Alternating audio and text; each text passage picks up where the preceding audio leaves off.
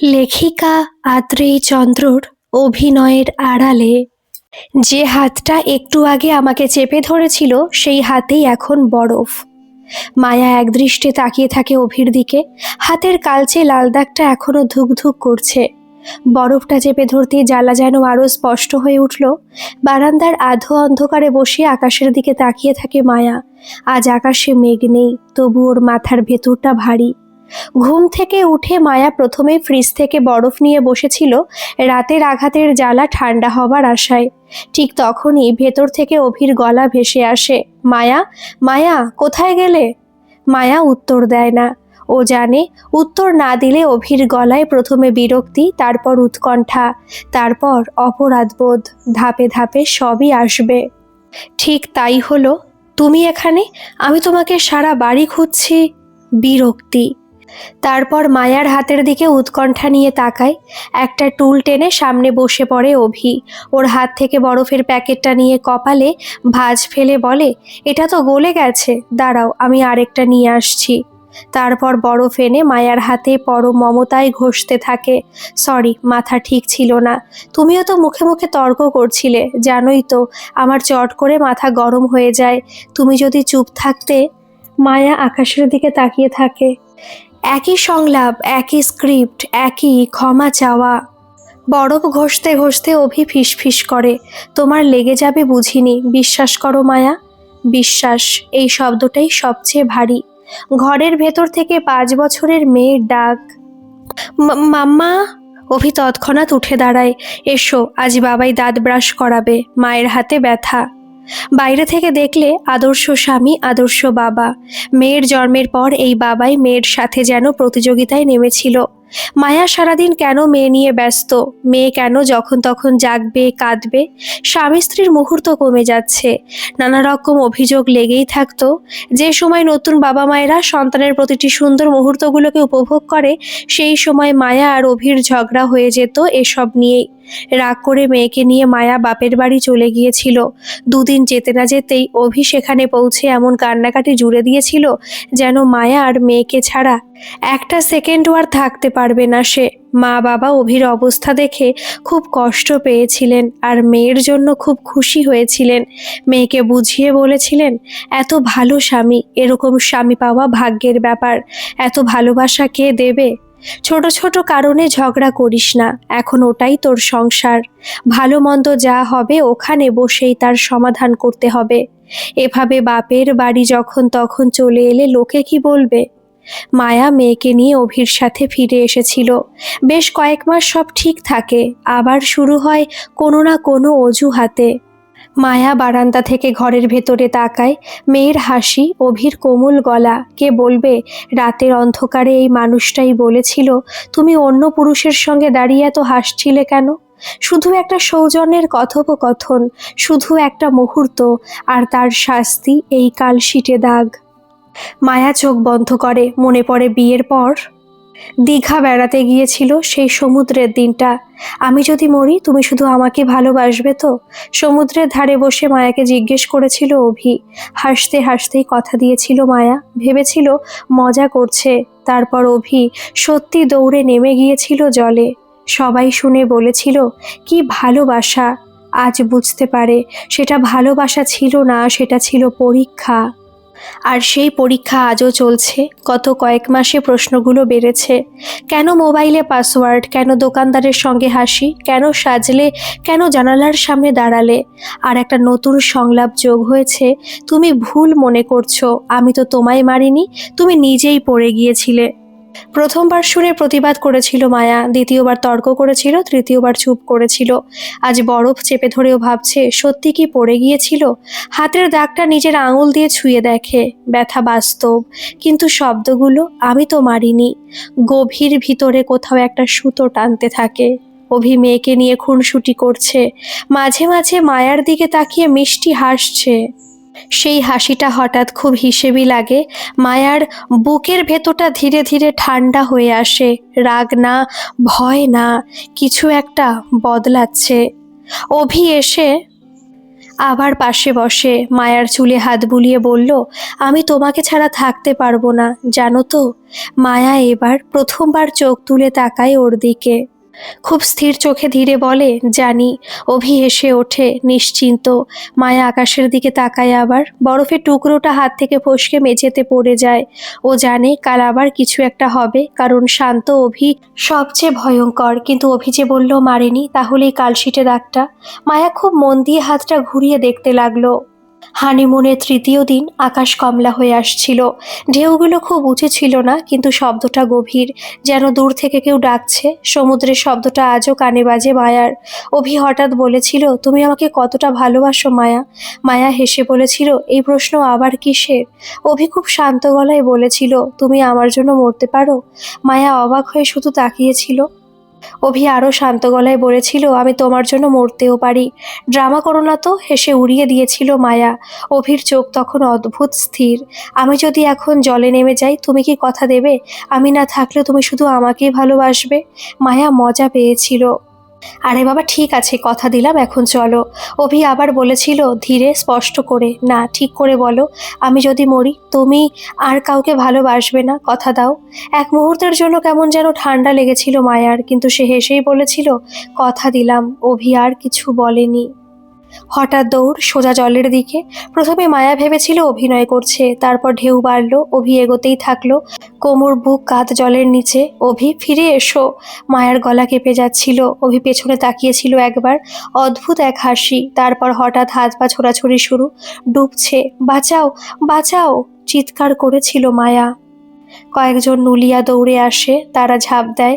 Minute পাঁচেকের মধ্যে অভিকে টেনে তোলে। বালির ওপর শুয়ে বুকে চাপ দিতে থাকে, মুখ দিয়ে জল বেরোয়। অভি চোখ খুলে প্রথম যে কথাটা বলেছিল, আমি তো বলেছিলাম আমি পারি, তোমার জন্য আমি মরতেও পারি। মায়া কাঁদতে কাঁদতে জড়িয়ে ধরেছিল তাকে। চারপাশে লোকজন বলেছিল, কি ভালোবাসা রে বাবা, এই মেয়ের জন্য মরতেও রাজি। সেদিন রাতে হোটেলে ফিরে অভি খুব চুপ ছিল, অস্বাভাবিক চুপ। মাঝে মাঝে শুধু তাকাচ্ছিল মায়ার দিকে, যেন যাচাই করছে কথা ভাঙবে না তো। পরের দিন সকালে এক নুলিয়া হোটেলের সামনে দাঁড়িয়েছিল। মায়া ওকে দেখতে পেয়ে 500 টাকাটা নোট হাতে করে এগিয়ে দেয়। যেভাবে ওরা অভিকে বাঁচিয়েছে কৃতজ্ঞতা জানানো হয়নি। মনে মনে ভাবে টাকাটা দিয়ে মিষ্টি খেতে বলবে। লোকটার গায়ের রং পুড়ে কালো, চোখ দুটো বড় বড়। টাকাটা নিতে অস্বীকার করে সে খুব স্বাভাবিক গলায় বলেছিল, না না বৌদি, আমরা আর কি করেছি, দাদা তো সাঁতার জানে। মায়া অবাক, মানে? কাল যেভাবে গেছিল ডুবছিল না, ঢেউ ওই রকম ছিলই না, আর হাত পা ছোড়ার ব্যাপারটা ওইটা ডোবার না, ভয় দেখানোর। লোকটা হাসতে হাসতে বলে। মায়ার বুকের ভেতর কেমন যেন হালকা শূন্যতা তৈরি হয়েছিল। আপনি নিশ্চিত? লোকটা কাঁধ ঝাঁকিয়ে বলেছিল, ছোটবেলা থেকে সমুদ্রের ধারে বাস আমাদের, প্রতিটা ঢেউ চিনি আমরা। আমরা তো রোজই দেখি কে ডুবছে কে ডুবছে না। আপনাদের নতুন বিয়ে হয়েছে তাই না? লোকটা মাথা নেড়ে হাসতে হাসতে চলে গিয়েছিল। মায়া কাউকে কিছু বলেনি, নিজেকে বুঝিয়েছে হয়তো ভুল দেখেছে লোকটা, হয়তো সত্যি ভয় পেয়ে গিয়েছিল অভি। কিন্তু সেই দিনের পর থেকে একটা জিনিস বদলে গিয়েছিল। অভি যখনই বলতো আমি তোমার জন্য মরে যেতে পারি, মায়ার মনে হতো ও মরতে চায় না, ও চায় আমি ভয় পাই। আজ বারান্দায় বসে বরফ চেপে ধরে মায়া হঠাৎ হিসেব মেলাতে শুরু করে। সমুদ্র, কথা আদায় করা, ডুবে যাওয়ার অভিনয়, তারপর অপরাধবোধ, নাকি সেটাও অভিনয়? প্রমাণ। অভি সবসময় প্রমাণ চেয়েছে, ভালোবাসার, বিশ্বাসের, নিষ্ঠার। আর প্রতিবার প্রমাণ আদায় করার জন্য সে একটা দৃশ্য তৈরি করেছে। হাতের কালশিটে দাগটা হঠাৎ যেন জ্বলতে থাকে। মায়ার মাথায় প্রথমবার পরিষ্কার একটা প্রশ্ন দাঁড়ায়, সেদিন সমুদ্রে সে কি মরতে গিয়েছিল, নাকি আমাকে চিরদিনের জন্য ভয় দেখাতে? ভেতর থেকে অভির হাসির শব্দ আসে। মেয়ের সাথে খেলছে আদর্শ বাবা। মায়া ধীরে মোবাইলটা তুলে নেয়, স্ক্রিনে নিজের প্রতিফলন দেখে, খুব শান্ত মুখ। তুমি প্রমাণ চাও তাই না অভি? দেব তোমাকে সব প্রমাণ। মোবাইলে নিজের মুখ দেখতে দেখতে অদ্ভুতভাবে হাসে মায়া। অভি কখনো সত্যি রাগ করে না, শুধু স্ক্রিপ্ট বদলায়। মায়া নিজেকে মনে মনে প্রস্তুত করে, এতদিন অভি ভালোবাসার প্রমাণ চাইতো, এবার প্রমাণ জোগাড় করবে মায়া। চুপচাপ হিসেব করে, একটাও ভুল না করে। প্রথম দিকে মায়া মনে করেছিল অভি পাগল, তারপর ভাবতো না, ও শুধু অসাধারণ ভালোবাসে। এতটা ভালোবাসা কেউ দেখাতে পারে? নিজেকে বারবার প্রশ্ন করেছিল, নাকি সান্ত্বনা দিয়েছিল, নাকি বিশ্বাস? সেই বিশ্বাস তাকে ছাড়তে দেয়নি। কিন্তু বিয়ের কয়েক মাসের মধ্যে ছোট ছোট ঘটনা, যেগুলো নিয়ে সেভাবে ভাবেনি মায়া, সব যেন মাথার মধ্যে ভিড় করতে লাগলো। অভি অফিস থেকে ফেরার পর মায়াকে জিজ্ঞেস করছে আজ কে কে ফোন করেছিল। দোকানদারের সঙ্গে মিষ্টি হাসি দেখে হঠাৎ রাগে ফেটে যাচ্ছে। মেয়েকে আদর করতে করতে হঠাৎ হিংসে বা দম বন্ধ করা পরিবেশ। অমুকের ফোন নাম্বার তোমার কাছে কেন? তো অমুকের সাথে এত হাসাহাসি করছিলে কেন? কেন মোবাইলে পাসওয়ার্ড? মায়ার প্রথমে সব ভুলে গিয়েছিল। ও ভালোবাসছে তাই এমন আচরণ, এটাই নিজেকে বুঝিয়ে এসেছে। তবে হঠাৎ একদিন অভি নিজের হাত কেটে নেওয়ার ভঙ্গি দেখায়। হঠাৎ মনে হলো এটা শুধু ভালোবাসা নয়, কিছু একটা ভেতরের সমস্যা আছে যা কেউ জানায়নি। সমুদ্রের ঘটনাটা মায়া নুলিয়ার মনের ভুলের ওপর ছেড়ে দিয়েছিল, কিন্তু ঘরে যেগুলো দিনের পর দিন সামনে ঘটছে সেগুলো কি মায়ার মনের ভুল? কিন্তু কিছুদিন পরই আবার প্যাটার্ন চেঞ্জ। অভি আচমকা আরো বেশি যত্নশীল হয়েছে। খেয়েছো? ওই বান্ধবীর বাড়ি যাওয়ার দরকার কি? আমি আছি না তোমার জন্য? এই শাড়িটা না, ওটা পরো। তোমার ঠোঁট দুটো এমনি সুন্দর, লিপস্টিক লাগিও না, বাইরে থেকে দেখলে পারফেক্ট স্বামী। কিন্তু মায়া খেয়াল করতে শুরু করলো এবার একটা নতুন অদ্ভুত প্যাটার্ন। যখনই মায়া কোনো প্রশ্ন করে অভি হালকা হেসে বলে তুমি ভুল দেখেছো, তুমি বাড়িয়ে ভাবছো, তুমি নিজেই ধাক্কা খেয়েছিলে মনে নেই? আমি এমন কথা বলিনি, তুমি বানাচ্ছ। আমি কোথায়? তুমি তো সারাদিন চিৎকার করো। সুস্থ মানুষ এরকম সারাদিন চিৎকার করে? তুমি অসুস্থ মায়া, ডাক্তার দেখাও। বাড়ি থেকে মায়া সাহায্য চাইতে চায়, কিন্তু কেউ পাশে দাঁড়াবে না। মেয়ের বিয়ে হয়ে গেছে, এবার লোকে কি বলবে? পরিবার আত্মীয় কেউ শুনবে না। মায়া বোঝে সবই ওর নিজের লড়াই, এবং অভি যতটা ভালোবাসা দেখাচ্ছে ততটাই ধীরে ধীরে ওর মানসিক অসুস্থতা প্রকাশ করছে। আজকাল বাড়ি ফেরার পরেও অভির স্নিগ্ধ চেহারা আর হঠাৎ চেপে ধরা হাত মায়ার মনকে আতঙ্কিত করে। সবার চোখে অভি আদর্শ, মায়ার চোখে ভয়। মায়া শিখছে ভালোবাসা কখনো মানুষের পাগলামি এবং নিয়ন্ত্রণের মধ্যেই লুকোনো থাকে না। ও যেটা ভাবতো সেটা ভুল। এখন থেকে মায়া দেখছে, অনুভব করছে, মাঝে মাঝে প্রতিবাদও করে। কিন্তু অভি আবার প্যাটার্ন বদলায়। কখনো কখনো রাতে ঘুম ভেঙে যায় মায়ার। সে নিজেই ভাবতে থাকে যদি সত্যি সে বাড়িয়ে ভাবছে, যদি সত্যি তার মাথাতেই সমস্যা। অভি মাঝে মাঝে বলে চাইলে ডাক্তার দেখাও। তোমার এনজাইটি হচ্ছে। সত্যি কি এনজাইটি, নাকি খুব সূক্ষ্ম একটা খেলা? এতগুলো বছর কেটে যাওয়ার পর এবার মায়া নিজের জন্য ভাবে, না আসলে মেয়ের জন্য ভাবে। ভাবে দুজনের মধ্যে যে সমস্যা সেটি আসলে কি সেটা জানতেই হবে। রোজ এরকম ভাবে বাঁচা যায় না। মেয়েটা বড় হয়ে কি শিখবে ওর জন্য? এখন নতুন কৌশল শুরু। মায়া জানে যে মানুষটা প্রতিবার নিজের ভালোবাসার অভিনয় দেখায়, তার ভেতরের সমস্যা কেউ জানে না।